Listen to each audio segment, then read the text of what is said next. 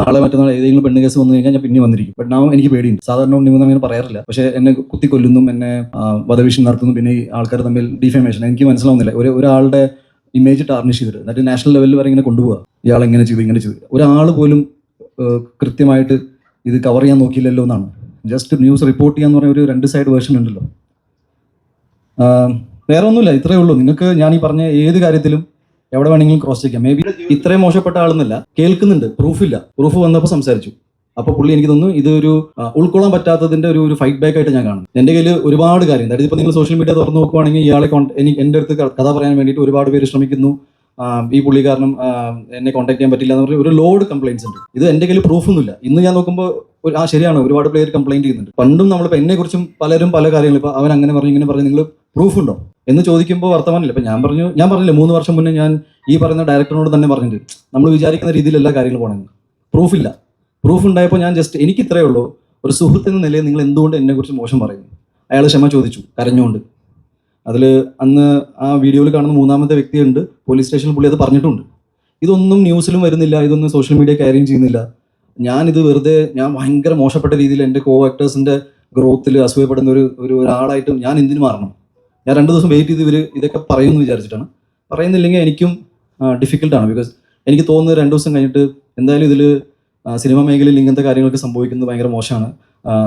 അസോസിയേഷനുകളുണ്ട്, ഇതിൽ സോൾവ് ചെയ്യാൻ ആൾക്കാരുണ്ട്. ഇതിൽ ക്രിമിനൽ ഒഫൻസ് ഒന്നും ഇല്ല എന്ന് തന്നെ വിശ്വസിക്കുന്നു. ഒന്നും ഇല്ലാത്തതുകൊണ്ട് സംസാരിച്ച് തീർക്കേണ്ട കാര്യമായിട്ട് ഇത് വരും. ഇത് ഇവൻച്വലി ഇത് സോൾവ് ആവും. പക്ഷെ ഞാൻ എൻ്റെ സുഹൃത്തിൻ്റെ വളർച്ചയിൽ അസൂയപ്പെട്ട ഒരാളായിട്ട് ജീവിക്കാൻ ആഗ്രഹിക്കുന്നില്ല. അത് നിങ്ങൾ ക്ലിയർ ചെയ്യണം. അതാണ് ഇഷ്യൂ എന്താണെന്ന് വെച്ചാൽ ഇതായിരുന്നു ഇഷ്യൂ. അത് ഇയാൾ ഒരിക്കലും ചെയ്യാൻ പാടില്ല. എന്നെ സംബന്ധിച്ച് ആര് വഴക്കുണ്ടാക്കുന്നില്ല. എൻ്റെ സുഹൃത്ത് എന്നെക്കുറിച്ച് മോശം പറഞ്ഞു, അതെനിക്ക് ഉൾക്കൊള്ളാൻ പറ്റില്ല. അത് ഇയാൾ മാത്രമല്ല, ഈ ഇഷ്യൂ കൊണ്ട് എനിക്ക് ഉണ്ടായെന്ന് വെച്ചാൽ എൻ്റെ ഒരുപാട് സുഹൃത്തുക്കൾ എനിക്ക് നഷ്ടപ്പെട്ടു പോയിട്ടുണ്ട്. എല്ലാവരുടെ പേരും എനിക്കെതിരെ സംസാരിക്കുന്ന ആൾക്കാരും ഇപ്പോൾ നാളെ ഇതൊരു ഫാബ്രിക്കേറ്റഡ്, ഇപ്പോൾ നിങ്ങൾ ഒരു പോലീസ് ഓഫീസറിൻ്റെ വോയിസ് വിട്ടു, പക്ഷെ ഞാൻ നോക്കുമ്പോൾ എനിക്ക് ഭയങ്കര ഷുവറായിരുന്നു ഒന്നും ചെയ്തിട്ടില്ല. പക്ഷേ ഈ പോലീസ് ഓഫീസർ എങ്ങനെയാണ് ഇങ്ങനെ സംസാരിക്കുന്നത് എനിക്ക് ഡൗട്ട് വന്നു. ഇപ്പോൾ ആ വീഡിയോ പുറത്താണ്, കോടതിയും അതിലൊന്നുമില്ലെന്ന് പറയുന്നു. അപ്പോൾ പിന്നെ ഇങ്ങനത്തെ ഫാബ്രിക്കേറ്റഡ് വീഡിയോസ് ഇനിയിപ്പോൾ AI വെച്ചിട്ട് ഞാൻ ഒരാളെ തെല്ലുന്ന വീഡിയോസൊക്കെ വന്നു കഴിഞ്ഞാൽ ഞാനത് ഫൈറ്റ് ചെയ്യേണ്ടിയിരിക്കും. But I'm pretty sure ഞാൻ ചെയ്ത കാര്യങ്ങളെക്കുറിച്ച് വളരെ ക്ലീൻ ആയിട്ട് പറയാം. ഇന്നലെ തന്നെ ഡിലീറ്റ് ചെയ്യുകയുണ്ട്. ആ വീഡിയോ നമ്മളൊക്കെ കണ്ടിരുന്നു. നമ്മൾ ആ വീഡിയോ ഒരു 5 സെക്കൻഡ് ആ വീഡിയോ പിന്നെ മെയിൻ ചാനൽ ഡിലീറ്റ് ചെയ്ത് കളയുന്നു. അപ്പൊ എന്താണ് ഉണ്ണിയോട് അവർക്ക് ഒരു ദേഷ്യമാണോ? കാണിക്കുന്നു, ഡിലീറ്റ് ചെയ്ത് കളയുന്നു. അല്ല, അത് ഉണ്ണിക്ക് കൂടെ അറിയാൻ വേണ്ടി ഞാൻ ചോദിച്ചതാണ്. നമ്മൾ ആ വീഡിയോ കണ്ടിരുന്നു, ഡിലീറ്റ് ചെയ്യുകയും ചെയ്തു. അതാണ് കേട്ടില്ല മാം, സോറി. അല്ല, എൻ്റെ അടുത്ത് നമുക്കറിയില്ല ഏതൊക്കെ ഒഫൻസാണ് അവർ വെച്ചിരുന്നത്. ഇല്ല, ഞങ്ങൾക്ക് അങ്ങനെ ഇൻഫർമേഷൻ കിട്ടാത്തത് കൊണ്ട് പിന്നെ എന്താ പറയുക, ഡെഫിനറ്റ്ലി എൻ്റെ സേഫ്റ്റി ഞാൻ നോക്കണമല്ലോ. ഏതൊക്കെ വകുപ്പാണ് ഇപ്പോൾ എന്തൊക്കെ ബിക്കോസ് ടോട്ടലി നടക്കാത്ത കാര്യമാണ് എഴുതി ചേർത്തുന്നത്.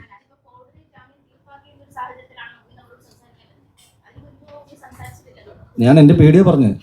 ബിക്കോസ് ഞാനിപ്പോൾ പറഞ്ഞത് എന്താ, മാഡത്തിന് കാര്യം മനസ്സിലായല്ലോ. ഇഷ്യൂ ഒരിക്കലും ഇയാൾ അടിക്കുന്നതില്ല, ഞാൻ തൊട്ടിട്ടില്ല. നിങ്ങൾക്ക് ഏത് വീഡിയോ കിട്ടിയാലും അതിൽ ഈ അടി ഉണ്ടാവില്ല. ബിക്കോസ് അങ്ങനെ സംഭവിച്ചിട്ടില്ല. സെക്കൻഡ്, ടൊവിനോയുടെ മാറ്റർ ഇതിൽ ഡിസ്കഷനിലേ ഉണ്ടായിരുന്നില്ല. ടോട്ടലി ഫാബ്രിക്കേറ്റഡ് ആയ കാര്യങ്ങൾ പറയുമ്പോൾ ലൈവായിട്ട് ആ വീഡിയോ കിട്ടുമ്പോൾ ഇയാൾ നടന്നു പോകുന്നൊക്കെ ഉണ്ടാവും. അപ്പോൾ ഞാൻ പറയുന്നത് അങ്ങനത്തെ ഒരാൾ പിന്നെ എന്തൊക്കെ കേസാണ് എൻ്റെ മേലിൽ വെച്ചേക്കണത്, മീൻസ് ബെയിലബിൾ ആണോ നോൺ ബെയിലബിൾ ആണോ എന്നൊക്കെ നമുക്ക് അറിയാത്തതുകൊണ്ട് we are also very cautious. അതിന് എന്താണ് ചെയ്യുന്നത്. എന്നെയും അങ്ങനെ കൂട്ടുകാരില്ല എന്ന് പറഞ്ഞാലും കൂട്ടുകാരുണ്ട്. അതിൻ്റെ പൂർണ്ണമായിട്ട് ഒരു അനാഥനായ വ്യക്തിയല്ല ഞാൻ.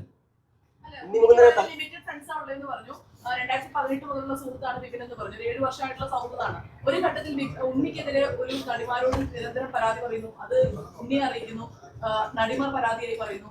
അങ്ങനെ പറയാൻ വിപിന് ഉണ്ണിയോട് എന്താണ് തർക്കം? ഭയങ്കര സ്പൈസി ചോദ്യമാണ്. പക്ഷെ എനിക്ക് ഉണ്ണിമുഖത്തെ തകർക്കാൻ ആരെങ്കിലും എഴുതിയ തിരക്കഥയിലെ ഒരു ടൂളാണോ ഈ വ്യക്തി?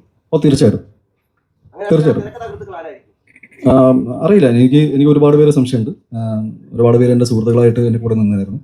അതിൽ പച്ചയ്ക്ക് പല ആൾക്കാർക്കും ഈ വിഷയം, ടോവിനോയുടെ വിഷയം ഫേക്ക് ആണെന്ന് ചോദിച്ചവർ അതേന്ന് പറഞ്ഞു. അപ്പോൾ എൻ്റെ മുഖത്ത് നോക്കി അതേന്ന് പറഞ്ഞവരുടെ പേര് ഞാൻ എടുക്കാൻ ആഗ്രഹിക്കുന്നില്ല. ബിക്കോസ് ഞാൻ ഒരു ഘട്ടത്തിൽ അവരെ സുഹൃത്തുക്കളായിട്ട് കണ്ട ആളായതുകൊണ്ട് ഞാൻ പേരുകൾ എടുത്തിട്ട് ഇതൊരു മസാല സ്റ്റോറിയൊക്കെ ആക്കാൻ ആഗ്രഹിക്കുന്നില്ല. അവർ എൻ്റെ ശത്രുക്കളാണെന്ന് എന്നോട് മുഖത്ത് നോക്കി പറഞ്ഞപ്പോൾ പിന്നെ അത് അങ്ങനെ എടുക്കാം. പക്ഷെ സത്യം ഇതാണ്. അതേപോലെ തന്നെ ഞാൻ ഈ അഗെയിൻ റിപ്പീറ്റ് ചെയ്യുന്നു, അടി ഒരു വിഷയമാണെങ്കിൽ അടിച്ചിട്ടില്ല. ഇനി ഒരു പ്രോമിനന്റ് ഇതിനെ ചുറ്റിപ്പറ്റിയുള്ള ടോപ്പ് ചോദ്യങ്ങൾ വന്നാൽ പറഞ്ഞു. തടഞ്ഞ്, അതായത് ആൾക്ക് 5 വർഷത്തേക്ക് ഡേറ്റ് ഇല്ല എന്ന് പറഞ്ഞ് തടഞ്ഞെന്ന് പറയുന്നു. അപ്പൊ ഇതിനെതിരായിട്ട് അതായത് നിലവിലെ ഒരു ആർട്ടിസ്റ്റിന് മാനേജർ വഴി അല്ലാതെ ഒരു രീതിയിൽ കഥ പറയാനുള്ള രീതിയിൽ എന്തെങ്കിലും തരത്തിലുള്ള ചിന്താഗതി ഉന്നയിക്കുവാണ്? ഒഫീഷ്യൽ ഇമെയിൽ IDs ഉണ്ട്, വെബ്സൈറ്റുകളുണ്ട്, എല്ലാം ഉണ്ട്. ഇത് പല സോഴ്സസ് യൂസ് ചെയ്തിട്ടാണ് ആൾക്കാരെ മീറ്റ് ചെയ്യാൻ ശ്രമിക്കുന്നത്. ഞാൻ അതൊന്നും തള്ളി പറയുന്നില്ല. ഇത്രയും ഇഷ്യൂസ് ഉണ്ടായിരുന്നു, ഞാനും ഇത് സോഷ്യൽ മീഡിയയിൽ ആൾക്കാർ ഷെയർ ചെയ്യാൻ തുടങ്ങിയപ്പോൾ ഞാൻ മനസ്സിലാക്കി ഓക്കെ ദാറ്റ് ഈസ് ജെന്യുവിൻലി ഇത്രയും സംഭവിക്കുന്നത്. പിന്നെ ഒരു പരിധി വരെ ഞാൻ ഇവരെ കോൺടാക്ട് ചെയ്താൽ ശ്രമിച്ചിരുന്നു, നിങ്ങൾ കണ്ടില്ല എന്നൊക്കെ പറയുമ്പോൾ ഞാൻ എപ്പോഴും വിശ്വസിച്ചത് ഓക്കെ ഒരുപാട് ആൾക്കാർ മീറ്റ് ചെയ്യാൻ ട്രൈ ചെയ്യുന്നുണ്ട്. ബട്ട് നമുക്ക് എല്ലാവരെയും ഒരേ സമയത്ത് മീറ്റ് ചെയ്യാനും മാനേജ് ചെയ്യാനും അല്ലെങ്കിൽ ഇവർ പറയുന്ന അതേ സമയത്ത് എത്തിപ്പെടാനൊന്നും എനിക്കും പറ്റാണ്ട് പോയിട്ടുണ്ട്. അപ്പം എൻ്റെ വളരെ പ്രിയപ്പെട്ട ബാദുഷ ചേട്ടനുണ്ട്, പുള്ളി നമുക്ക് കുറേ പ്രൊജക്റ്റുകൾ കൊണ്ടുവരാറുണ്ട്. അപ്പോൾ എനിക്ക് ഒരിക്കലും പുള്ളിനെ എൻ്റെ മാനേജറായിട്ട് കൂട്ടാൻ പറ്റില്ല. പുള്ളി ആ രീതിയില്ല. ഞാനത് എക്സാംപ്ലിഫൈ ചെയ്യണം വാട്ട് ഇസ് ദ സിറ്റുവേഷൻ, അല്ലാതെ എന്നെ ചലഞ്ച് ചെയ്യാൻ പറയില്ല. ഞാൻ അതിൻ്റെ ഒരു മലയാള സിനിമയിൽ ഇത് നടക്കുന്ന അതിൻ്റെ പ്രോട്ടോകോൾ. എനിവേസ് ഞാൻ ഈ പറഞ്ഞ ദിവസം ഇയാളെ കാണാൻ പോകുമ്പോൾ വളരെ യാദർശികമായിട്ട് അവിടെ വേറൊരു ഞങ്ങളുടെ കോമൺ ഫ്രണ്ടായ സുഹൃത്ത് അവിടെ ഉണ്ടായി. ഇയാളുമായിട്ട് നിങ്ങൾ ഇന്നലെ ഒരു വീഡിയോ സർക്കുലേറ്റ് ചെയ്ത് കണ്ടു കാണുമെന്ന് വിചാരിക്കുന്നു. അതിൽ വളരെ മാന്യമായിട്ടാണ് ഞാൻ സംസാരിച്ചുകൊണ്ടിരുന്നത്. അതിൽ വേറെ നിങ്ങളെല്ലാവരും അല്ലെങ്കിൽ ഒരുപാട് മീഡിയാസ് അല്ലെങ്കിൽ കുറേ പേര് ആൻറ്റിസിപ്പേറ്റ് ചെയ്യുന്ന അടി ഉണ്ടായിട്ടില്ല. ഇതൊരു അടി കേസായിട്ട് എടുക്കാൻ ബുദ്ധിമുട്ടുണ്ട്, ബിക്കോസ് അടി ഉണ്ടായിട്ടില്ല. ഞാൻ ആവർത്തിച്ചുകൊണ്ട് പറയാണ്, ആസ് എ വ്യക്തി എന്ന നിലയിൽ ഞാൻ ഇതുവരെ എൻ്റെ 22-ാം വയസ്സിലും 21-ാം വയസ്സിലും കണ്ട ആൾക്കാർ ഇവിടെ ഈ കൂട്ടത്തിലുണ്ട്. ചേട്ടാ നമ്മൾ ആദ്യം പരിചയപ്പെടുമ്പോൾ എനിക്ക് 21 വയസ്സാണ്, ഇന്നിപ്പോൾ എനിക്ക് 38 ആവും. ഞാൻ പറഞ്ഞു ഞാൻ നുണ പറയാറില്ല. മാത്രമല്ല എനിക്ക് ചെയ്ത കാര്യങ്ങൾ സമ്മതിക്കാനും മടിയില്ല. അന്ന് ഉണ്ടായ കാര്യങ്ങൾ ഇത്രയേ ഉള്ളൂ. ഇയാൾ വരുന്നു, ഞാൻ ഒന്നുകൂടി റിപ്പീറ്റ് ചെയ്യാം, ഇയാൾ വരുന്നു. പുള്ളി ചെയ്ത കാര്യങ്ങൾ നമുക്ക് പൊറുക്കാൻ പറ്റാത്ത കാര്യങ്ങളായതുകൊണ്ട് ഒരു സുഹൃത്ത് എന്ന നിലയിൽ എനിക്ക് അറിയണമെന്നുണ്ടായിരുന്നു എന്ത് അവസ്ഥയിലാണ് ഇയാൾ ഇത്രയും മോശപ്പെട്ട കാര്യങ്ങൾ നമ്മളെക്കുറിച്ച് സംസാരിക്കുന്നത്. എൻ്റെ സുഹൃത്തായ മറ്റു ഡയറക്ടർ പറഞ്ഞു ഇയാൾ ഓൾറെഡി അപ്പോളജറ്റിക് ആണെന്ന്. ഒരു ഹീറ്റഡ് ആർഗ്യുമെൻ്റിൻ്റെ ഭാഗമായിട്ട് ഇയാളോട് കൂളിംഗ് ഗ്ലാസ് എന്ന് വെച്ചാൽ ഞാനിപ്പോൾ ഇവിടെ നിങ്ങളുടെ മുന്നിൽ കൂളിംഗ് ഗ്ലാസ് ഇരുന്ന് സംസാരിച്ച് കഴിഞ്ഞാൽ you will feel insulted, because ഞാനൊരു സീരിയസ് കാര്യം സംസാരിക്കാൻ വരികയാണ്. നിങ്ങൾ ആ സൈക്കോളജിക്കൽ സാധനം മനസ്സിലാക്കുമെന്ന് ഞാൻ വിചാരിക്കുന്നു. എനിവേസ് ഒരു ഹീറ്റഡ് ആർഗ്യുമെൻറ്റ് ഞാൻ ഈ കൂളിംഗ് ഗ്ലാസ് വലിച്ചെറിഞ്ഞു, സത്യമാണ്. പുള്ളി പേടിച്ചിട്ട് കുറച്ച് നേരത്തിന് കരഞ്ഞിട്ട് പുള്ളി മാപ്പ് പറഞ്ഞു പോയി. ആ കൂട്ടത്തിൽ അവിടെ ഉണ്ടായ ഞങ്ങളുടെ വളരെ കോമൺ ആയ ഒരാൾ, പുള്ളിക്ക് ഈ വിഷയം എന്താണെന്ന് പോലും അറിയാത്ത ഒരാളാണ്. അത് പോലീസിൻ്റെ അടുത്ത് മൊഴി പറഞ്ഞിട്ടുണ്ട്. പുള്ളി പറഞ്ഞ മൊഴിയിൽ ഞാൻ മനസ്സിലാക്കുന്നത് സത്യസന്ധമായിട്ട് പറഞ്ഞ കാര്യങ്ങളാണ്. ഒരു കുറ്റം ഇയാളുടെ ഭാഗത്ത് നിന്നായിട്ടുണ്ട്, അത് പുള്ളി സമ്മതിച്ചു. അത് ഉണ്ണിയോട് ഞാൻ ആകെ ചോദിച്ചത് റിട്ടേൺ അപ്പോളജിയാണ്. എന്താണെന്ന് വെച്ചാൽ ഇതിൽ ഉണ്ടായ പ്രോബ്ലംസ് എല്ലാം എനിക്ക് ഭാവിയിൽ ബുദ്ധിമുട്ടുണ്ടാക്കുന്ന പ്രോബ്ലംസാണ്. അപ്പോൾ എന്നെ ഇതിൽ നിന്ന് ഒഴിവാക്കി തരണം എന്ന് മാത്രമാണ് പറഞ്ഞത്. മാത്രമല്ല ഇനി അങ്ങോട്ട് നമുക്ക് മുന്നോട്ട് ഒരുമിച്ച് വർക്ക് ചെയ്യാൻ പറ്റില്ല, ബിക്കോസ് ഒരു ടെക്നീഷ്യൻ ലെവലിൽ മാത്രമല്ല ഒരു വ്യക്തി എന്ന നിലയിൽ എനിക്ക് പുള്ളിയോടൊപ്പം വർക്ക് ചെയ്യാൻ ബുദ്ധിമുട്ടാണ്. എന്നാൽ ഇതൊരു പബ്ലിക് ഡൊമൈനിൽ പോയിട്ട് പുള്ളിനെ ഡിഫെയിം ചെയ്യാനോ മറ്റു കാര്യം ചെയ്യാനോ നമ്മൾ നിൽക്കുന്നുണ്ടായിരുന്നു, ബിക്കോസ് ഞങ്ങളെല്ലാവരും സുഹൃത്തുക്കളാണ് ആയിരുന്നു എന്ന് പറയാം. ഒരു വൈകുന്നേരം ആയപ്പോഴേക്കും ഇതിൽ വളരെ ബുദ്ധിമുട്ടുണ്ടാക്കുന്ന കാര്യം എന്ന് വെച്ചാൽ ഒരുപാട് പേര് എന്നെ വ്യക്തിപരമായിട്ട് അറിയുന്ന ഒരുപാട് പേര് ഈ ഇഷ്യൂ മറിച്ചിട്ട് വേറെ കൂടി കാര്യം പറയാം. ഓൾറെഡി ഒരു ഫീമെയിൽ സിനി ആർട്ടിസ്റ്റിനെ കുറിച്ച് പറഞ്ഞു കഴിഞ്ഞു.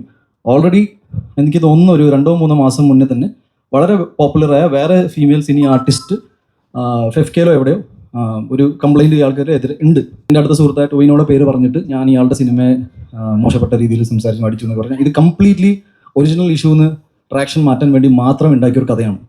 എൻ്റെ പ്രോബ്ലം എന്താണെന്ന് വെച്ചാൽ ആക്ച്വൽ ഇഷ്യൂ ആരും ഇതുവരെ ഡിസ്കസ് ചെയ്തിട്ടില്ല. ഞാൻ എന്തിനാണ് ഇയാളോട് സംസാരിക്കാൻ പോയത്, എന്താണ് എനിക്ക് ഇഷ്യൂ ഉണ്ടായത്. എനിക്ക് തോന്നുന്നു ഞാൻ ഒരാളുമായിട്ട് വഴക്കുണ്ടാക്കുന്നതിൽ ഒരു ന്യൂസ് വാല്യൂ ഇല്ലാത്തതുകൊണ്ട് ഡെഫിനറ്റ്ലി ഒരു 2 താരങ്ങൾ തമ്മിൽ ഫൈറ്റ് ഉണ്ടാക്കി കഴിഞ്ഞാൽ കുറച്ചും കൂടി രസകരമായിരിക്കും. ഞാൻ മനസ്സിലാക്കിയത് ഇയാൾക്ക് ഏതെങ്കിലും രീതിയിൽ നമുക്ക് ലീഗലി ഫൈറ്റ് ചെയ്യണം, അല്ലെങ്കിൽ ഈ സോഷ്യൽ മീഡിയയിൽ ഇരുന്നിട്ട് എൻ്റെ വ്യക്തി ജീവിതത്തെക്കുറിച്ചും എൻ്റെ മാനസികാവസ്ഥയെക്കുറിച്ചും എൻ്റെ സിനിമാ ജീവിതത്തെക്കുറിച്ചും ഞാൻ എന്ന വ്യക്തിയെക്കുറിച്ചും ഇങ്ങനെ നോൺ സ്റ്റോപ്പ് ഡിഫെയിം ചെയ്യാനുള്ള കാര്യങ്ങൾ എന്താണെന്ന് എനിക്ക് മനസ്സിലാക്കില്ല. ഇതുവരെ ഒരു ഇഷ്യൂ എന്താണെന്ന് പുള്ളി അഡ്രസ്സ് ചെയ്തിട്ടില്ല. ഞാൻ പറഞ്ഞു വന്നത് കംപ്ലീറ്റ്ലി ഫാബ്രിക്കേറ്റഡ് ആണ്. പറഞ്ഞ ഓരോ കാര്യങ്ങളും ഞാൻ നിഷേധിക്കുന്നു. എന്നെ സംബന്ധിച്ച് നടന്ന കാര്യങ്ങൾ ഇതാണ്. ഇതൊരു വളരെ മോശപ്പെട്ട കാര്യം പുള്ളിയുടെ ഭാഗത്ത് നിന്ന് ഉണ്ടായതുകൊണ്ട് അത് വിത്ത് പ്രൂഫ് പിടിക്കപ്പെട്ടു. ഇനി ഞാൻ ഈ പറയുന്ന ആൾക്കാർ ആരാണ്, ചുമ്മാ നിങ്ങളുടെ മുന്നിൽ ഒരു മലയാളം ഫിലിം ഇൻഡസ്ട്രിയിലെ ടോപ്പ് എന്താ പറയുക ഏറ്റവും പ്രോമിനൻ്റ് ആയ ഹീറോയിൻസിൻ്റെ പേര് വെച്ചിട്ട് ഞാൻ ഇവിടുന്ന് ഇറങ്ങി പോകുന്നില്ല. നിങ്ങൾക്ക് വേണമെങ്കിൽ ഇവിടെ ഇരുന്നിട്ട് അമ്മ അസോസിയേഷനിലേക്കും FFKയിലേക്കും ഫോൺ വിളിച്ച് ചോദിക്കാം ഇങ്ങനത്തെ പരിപാടി ഉണ്ടായിട്ടുണ്ടോ എന്ന്. ഞാൻ ഇപ്പോഴും പറയാണ്, you can cross check right now. ഒരു കാര്യം കൂടി എനിക്ക് നിങ്ങളുടെ വളരെ സാർ, നിങ്ങളൊരു പോലീസ് സ്റ്റേഷനിൽ വിളിച്ചിട്ട് ഒരു ഫോൺ കോളൊക്കെ ഹൈദർ സാർ നിങ്ങളൊരു പോലീസ് സ്റ്റേഷനിൽ വിളിച്ചു, ഒരു പോലീസ് ഓഫീസറിൻ്റെ വോയിസൊക്കെ പുറത്തു വിട്ടു. അങ്ങനെ പുറത്തു വിടാൻ പറ്റുമെന്ന് എനിക്കറിയില്ല. പക്ഷെ ഇന്ന് എനിക്ക് ബെയിൽ പോലും എടുക്കേണ്ട ആവശ്യം ഉണ്ടായിരുന്നില്ല ഈ കേസിൽ. അതെന്തുകൊണ്ടെന്ന് വെച്ചാൽ ആ വീഡിയോയിൽ എല്ലാവരും പലതും കണ്ടു കാണും, ഒന്നും ഇല്ലാത്തതുകൊണ്ടാണ്.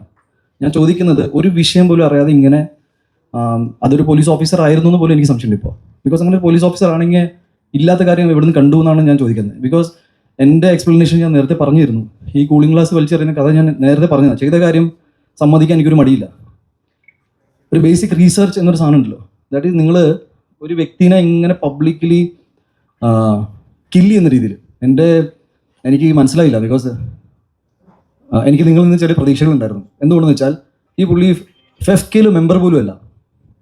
ഒരു ബേസിക് റീസർച്ചിൻ്റെ ഭാഗമായിട്ട് എല്ലാ ഇൻ്റർവ്യൂസിലും ഫെഫ്കെയിൽ മെമ്പറാണെന്ന് പറയുന്ന ബ്ലേറ്റൻ്റ്ലി നുണ പറയുന്ന ഒരാളുടെ വാക്കുകൾ കേട്ടിട്ട് നിങ്ങൾ എനിക്കറിയില്ല.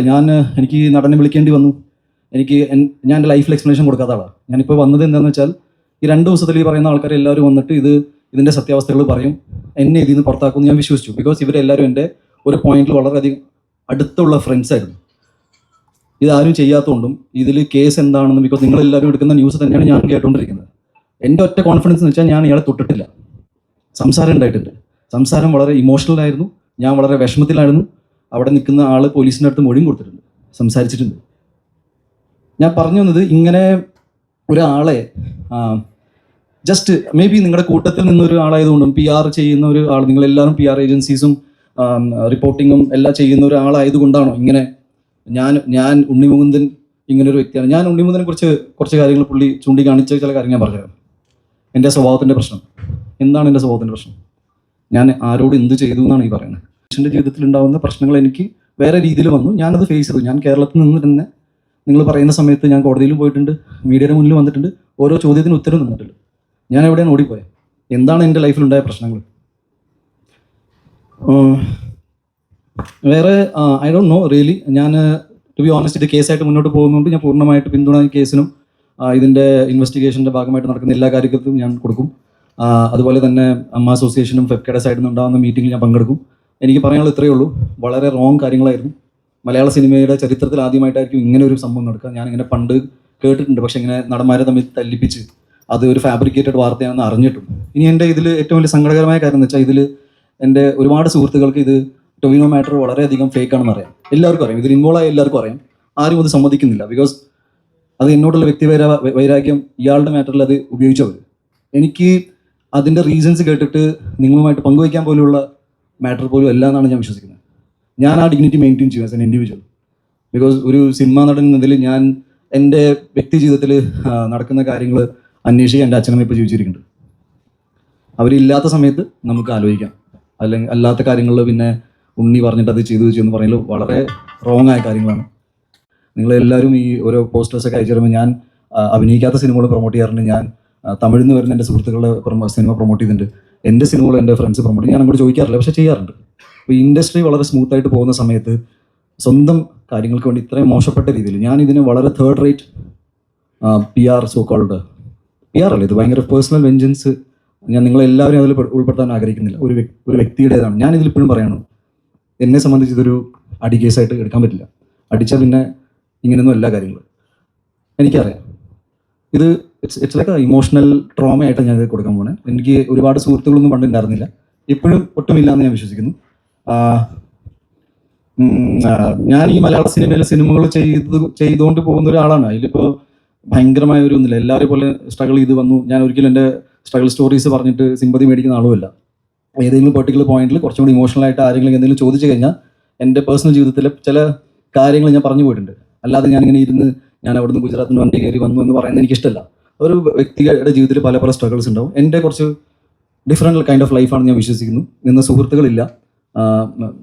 പറഞ്ഞു കേട്ടിട്ടുണ്ട് സിനിമകൾ അങ്ങനെ സുഹൃത്തുക്കൾ ഉണ്ടാവാറില്ല. എന്നെ സംബന്ധിച്ച് അത് സിനിമയിൽ നിന്ന് പോയ സുഹൃത്തല്ല, വ്യക്തി ജീവിതത്തിൽ നിന്ന് പോയ സുഹൃത്തുക്കളാണ്. ഞാൻ ഇപ്പോഴും പറയുന്നു, ഇതിനെക്കുറിച്ച് ഇതാണ് പറയാനുള്ളത്. ഇനി നിങ്ങൾക്ക് എന്തെങ്കിലും ചോദ്യങ്ങൾ ചോദിക്കുകയാണെങ്കിൽ ഞാൻ ഏതെങ്കിലും മാറ്റർ മിസ് ചെയ്തിട്ടുണ്ടെങ്കിൽ നിങ്ങൾ ചൂണ്ടിയിടാം.